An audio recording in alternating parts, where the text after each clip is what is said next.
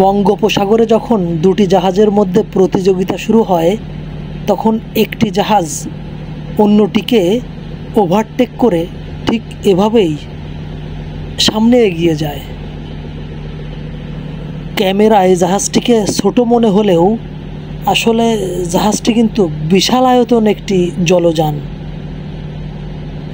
এই জাহাজটি আমাদের জাহাজের খুবই কাছে দিয়ে চলাচল করছিল।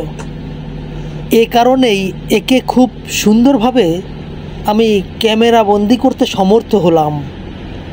আমি আমাদের জাহাজের স্পিডোমিটার লক্ষ্য করে দেখলাম যে আমাদেরটি 5 নটিক্যাল মাইল বেগে চলছে। সেই হিসেবে আমরা বলতে পারি ওই জাহাজটি 7 নটিক্যাল মাইল বেগে চলছে, কারণ ওটি আমাদেরটিকে ওভারটেক করে চলে গেল। মেঘনা নদীতে আমার এই শিপটি চলছে বঙ্গোপসাগর অভিমুখে। তো মেঘনা নদীর যেখানটায় এসে পদ্মা নদী মিলিত হয়েছে অর্থাৎ চাঁদপুরে, আমি এখন সেই চাঁদপুরে অবস্থান করছি। তো আপনারা দেখুন যে মেঘনা এবং পদ্মা নদীর যে মিলনস্থল সেটি কেমন। আমি মাঝ নদী থেকে, মেঘনা নদীর একেবারে মাঝ থেকে মোহনার দুই নদীর মিলনস্থলের একেবারেই সন্নিকটে, বলতে পারেন দুই নদীর মিলনস্থলের উপরেই আমি আছি। পদ্মা এবং মেঘনা নদীর মিলনস্থল যেটি চাঁদপুরের নিকটে। এই জায়গাটা আসলে বিশাল। বন্ধুরা, আপনারা দেখতে পাচ্ছেন যে নদীর মিলনস্থলটি আসলে কেমন। আমি শিপের উপর থেকে আপনাদেরকে দেখানোর চেষ্টা করছি। বন্ধুরা দেখুন, দুই পাশে দুইটা নদী কিন্তু মিলিত হলো। এই যে বন্ধুরা, এই পাশে রয়েছে একটা নদী আর এ পাশে আর একটা নদী। তো এটি হচ্ছে মেঘনা নদী আর এটি হচ্ছে পদ্মা নদী। দুইটা নদী মিলিত হয়ে মেঘনা নদী নামকরণ হয়ে একেবারে বঙ্গোপসাগরের ভেতরে যে পড়েছে। আপনারা দেখতে থাকুন বন্ধুরা, অসাধারণ সৌন্দর্যমণ্ডিত নদীটি।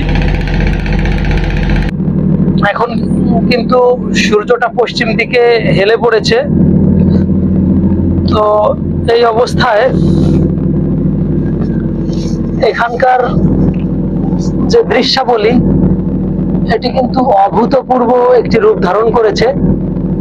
এই নদীটির এপার থেকে ওপার কিন্তু খালি চোখে দেখা যায় না।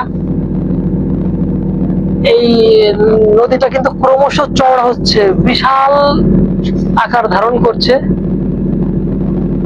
এপার থেকে ওপারের দূরত্ব খালি চোখে টোটালি দেখা যাচ্ছে না, তারপরও আইডিয়া করে যেটুকু বলা যায় সেটুকু আমার কাছে মনে হচ্ছে নদীটি এপার থেকে ওপারের দূরত্ব কমপক্ষে 25-30 কিলোমিটারের মতো হবে। কিছুই দেখা যায় না, এক পাশ দেখা যায়, কারণ আমরা নদীর এক পাশ ধার ঘেঁষে আমরা চলছি, আর অন্য পাশটি কিন্তু দেখা যাচ্ছে না। আপনাদেরকে দেখাই যে পশ্চিম পাশটি নদীর, এটি দেখা যাচ্ছে স্পষ্ট, আর পূর্ব পাশের কোনো সীমা পরিসীমা নাই। বন্ধুরা আপনাদেরকে দেখাই, আপনারা দেখুন।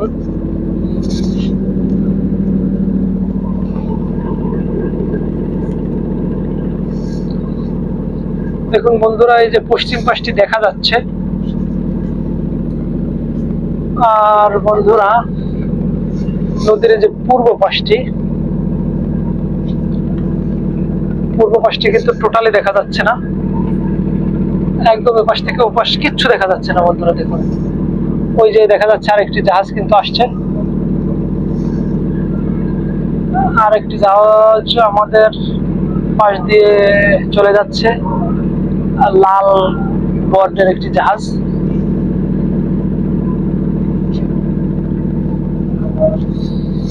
দেখুন বন্ধুরা, বিশাল জাহাজ, অনেক লম্বা জাহাজটি।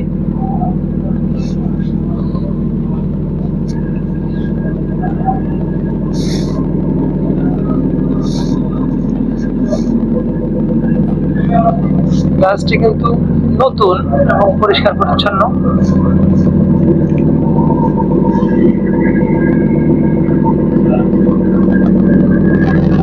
দর্শক, আপনাদেরকে জাহাজের পেছন দিকটা যদি দেখাই,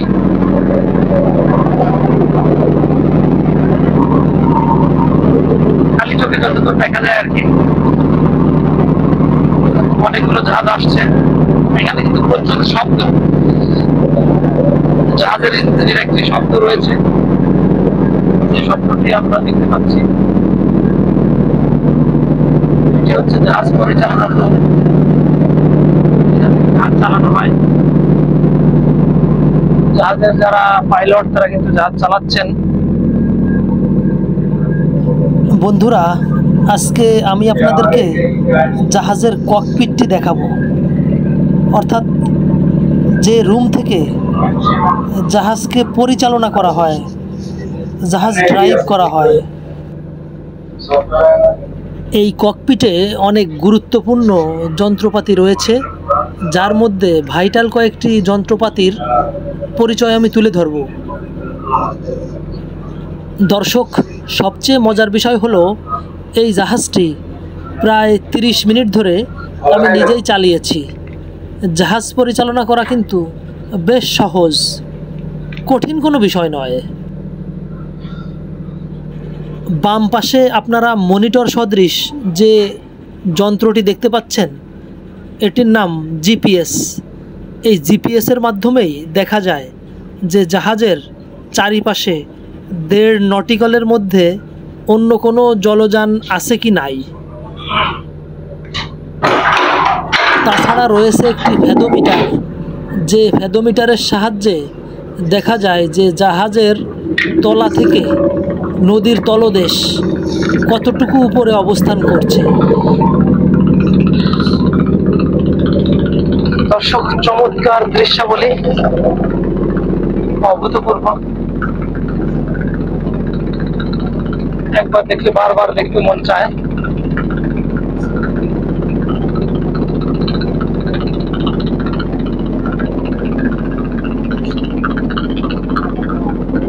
তো এখন আমি জাহাজটি থেকে আমার নিজের যে কেবিন রয়েছে সেই কেবিনে প্রবেশ করব।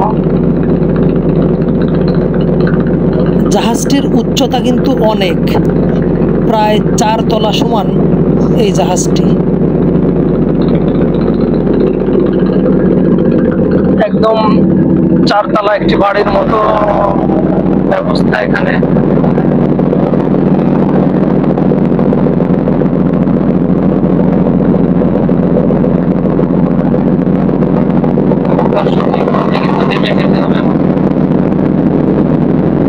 সিঁড়ি দেখতে পাচ্ছেন, কিন্তু নেমে যেতে হবে আমাদের।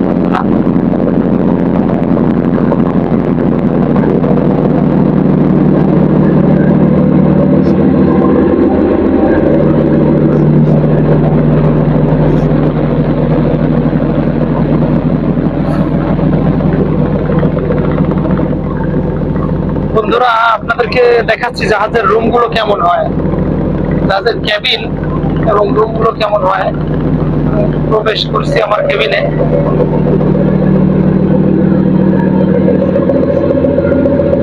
জাহাজের সরু সরু দরজা রয়েছে।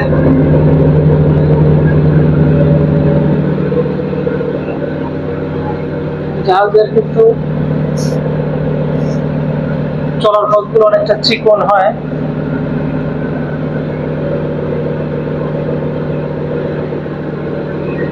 জাহাজে কিন্তু বাথরুম রয়েছে, দেখুন, ওয়াশরুম।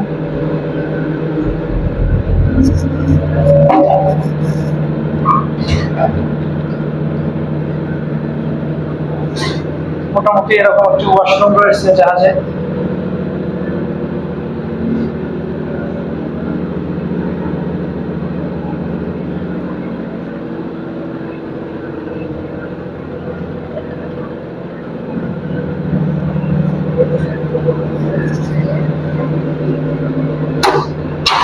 কেবিনে প্রবেশ করবো আমরা।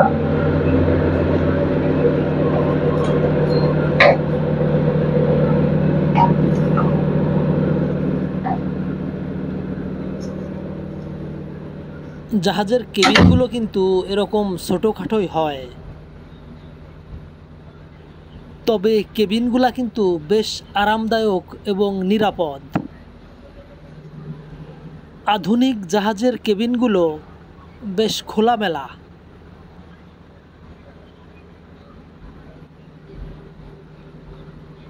যে বেডগুলা রয়েছে প্রত্যেকটি বেডে কিন্তু দুইজন অনায়াসেই শোয়া যায়।